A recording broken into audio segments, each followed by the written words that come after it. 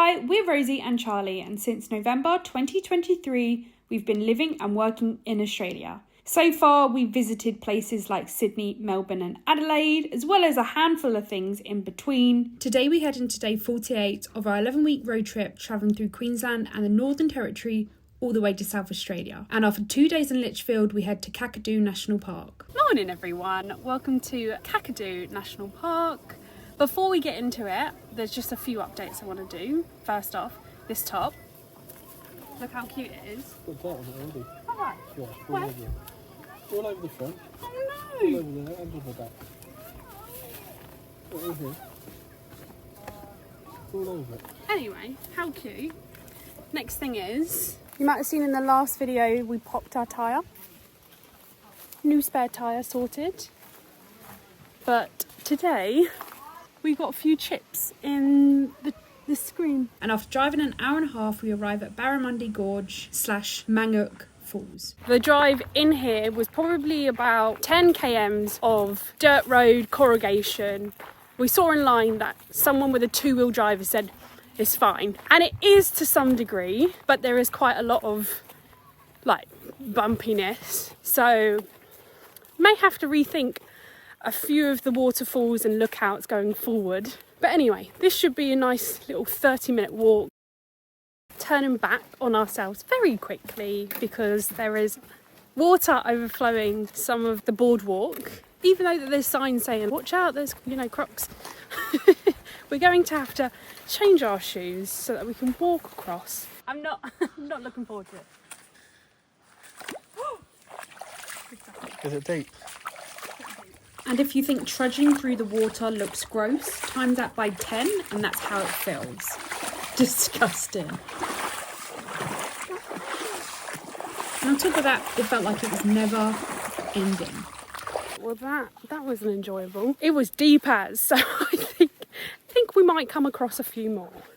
Luckily, there was only one which we were able to jump over. And after a short sandy walk, we made it to a water crossing.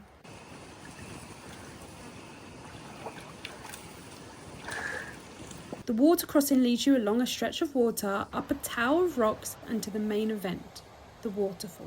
Sweaty walk. Oh, sorry. Made it to the waterfall and unfortunately... Rosie didn't wear her swimmers. On the way back I said, do you want to put your swimmers on? She said, no. That's what she did the last two waterfalls. And then we get in the car on the way back and she goes, kind of regret not wearing my swimmers. Well, the walk is only supposed to be 30 minutes, so I thought, oh, it's not going to be too much of a hard walk. But you are doing so much rock scrambling. I think it's Rosie's research today because she said, it's no, two-wheel drive car, easy peasy. Yeah, that's what someone said.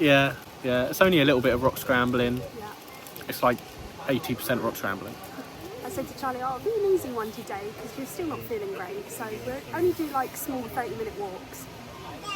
Quite busy here though. You'd be surprised how many people have actually made the effort to come. It was busy in the car park, but I mean, like once you get down here, it feels very busy because the area is quite small.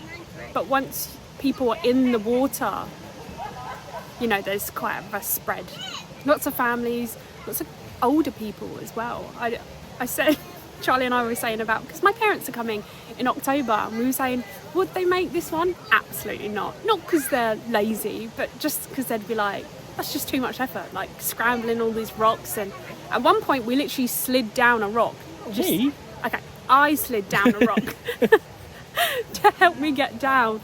But waterfall's nice, but the whole walk is just a whole adventure in itself.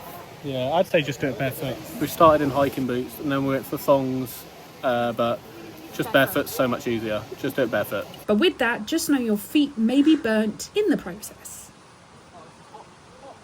Walk back on ourselves to get to this creek. And there's no one here because the main thing is the waterfall up there.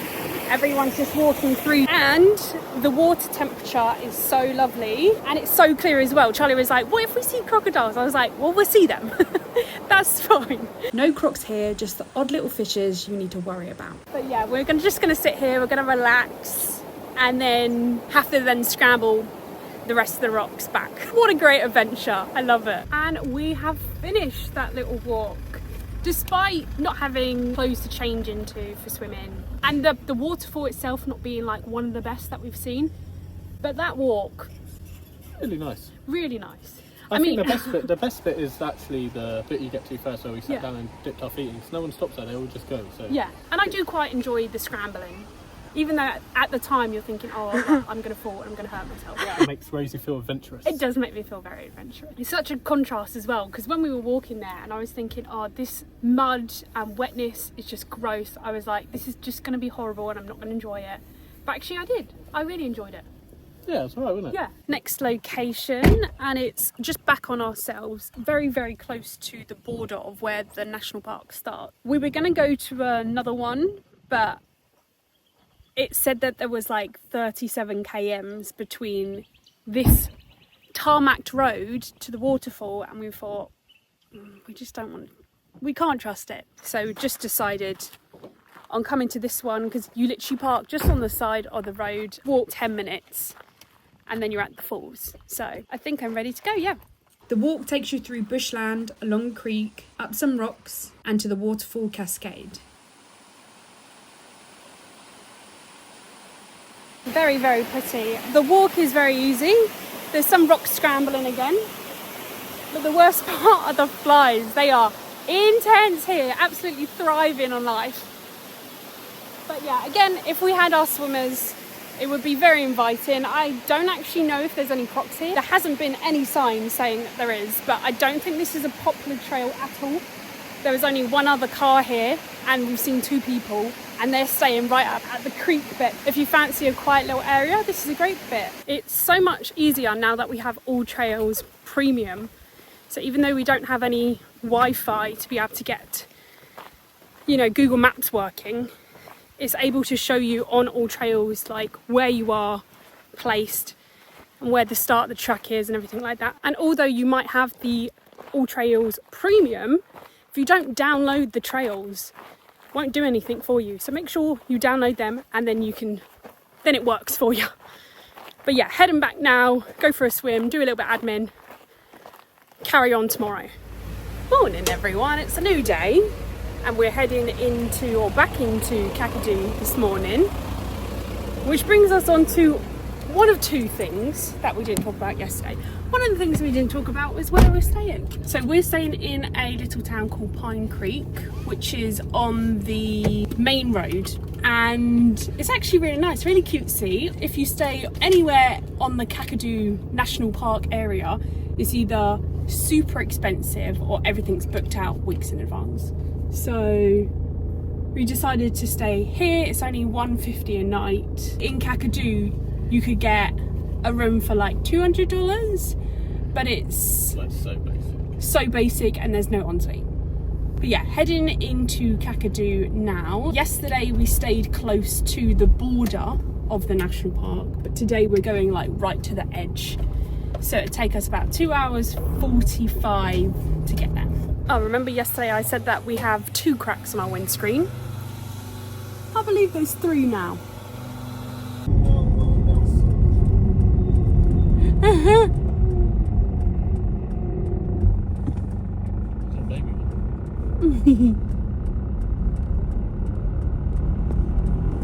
Made it to Hill Crossing. If you see anyone like going over water and there's like a shed loads of crocs, this is the place. I said, Charlie, I've got a feeling we're gonna get there and we're not gonna see any. Fingers crossed, I'm wrong, but I don't know.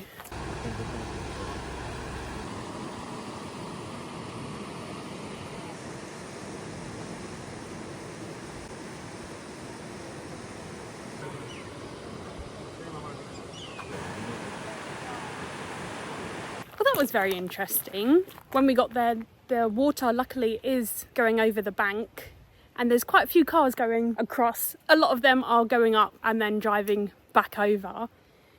And we saw one crocodile, a second one then popped up, and that first one then hid away because the second one was a bit bigger. And then you just see him almost like patrolling the area. Just giving us all a show. I was saying to Charlie, I don't understand, like, because usually they say crocodiles don't like being in the same territory because they you know, it's their territory. We then read something that basically said that they almost create a pack mentality at high tide, where all these fish will come upstream and all of the crocs then take the opportunity to eat as many fish as possible. That's the only time they really tolerate each other. Yeah.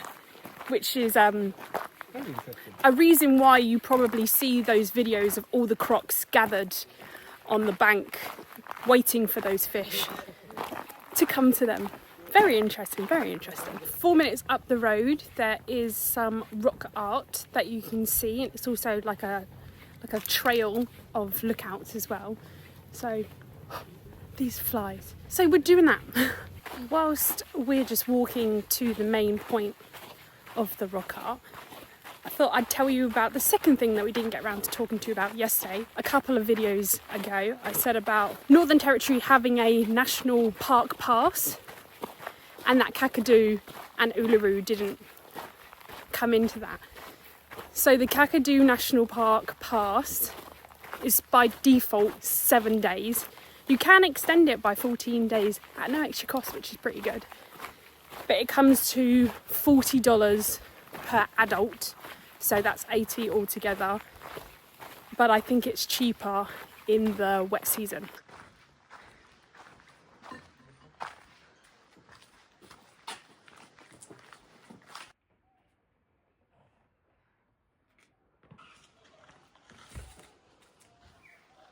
Made it to one of the lookouts of this walk, and it's a really nice view of just greenery, some rocks. I mean, where I am currently is calmish. If you go up there where Charlie's walking, not so much, there's just so many people up there who just made it. But again, this much greenery in the desert, it just baffles me, it really does.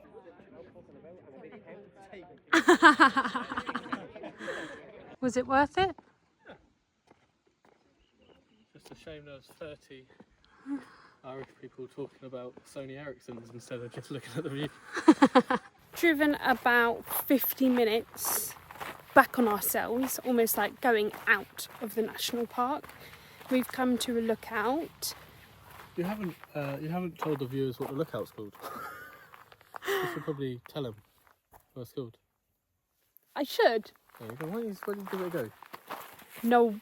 Nawalunja. Thank you.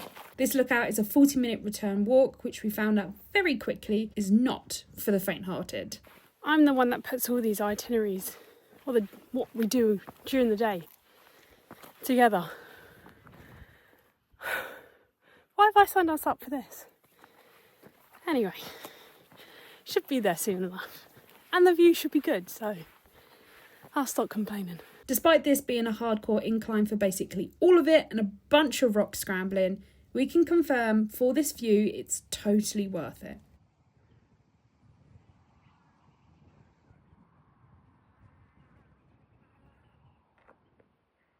And around 3:30 p.m. we make the 2-hour journey back to Pine Creek, spotting more wildlife on the way, heading straight to Lazy Lizard Tavern for a drink and pizza. A perfect end before moving on to our next destination tomorrow.